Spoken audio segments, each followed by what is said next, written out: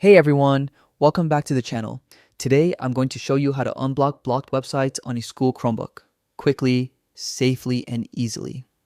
Now, I know how frustrating it can be when your favorite websites like Discord, Instagram, or even game sites are blocked by your school's network.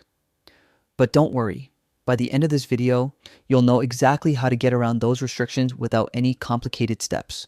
Before we start, make sure to drop a like on this video and subscribe to the channel if you enjoy quick and helpful tech tutorials.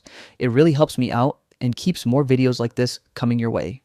Alright, let's get started. There are a few different ways to unblock websites on a school Chromebook, but the easiest and most reliable method is by using a web-based proxy or unblocking site. One of the best and most trusted ones you can use right now is SYBAUCC. Just open your Chrome browser and type sybiuc.com into the address bar. Press enter and it'll take you to a page that works as a powerful online unblocking tool. From here, you'll see a search box.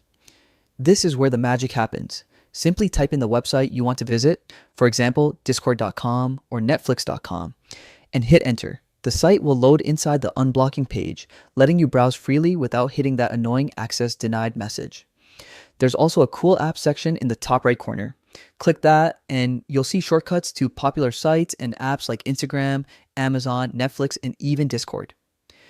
And if you're just looking to relax, there's also a game section where you can play browser games, including Roblox and other popular titles, all directly through the unblocker.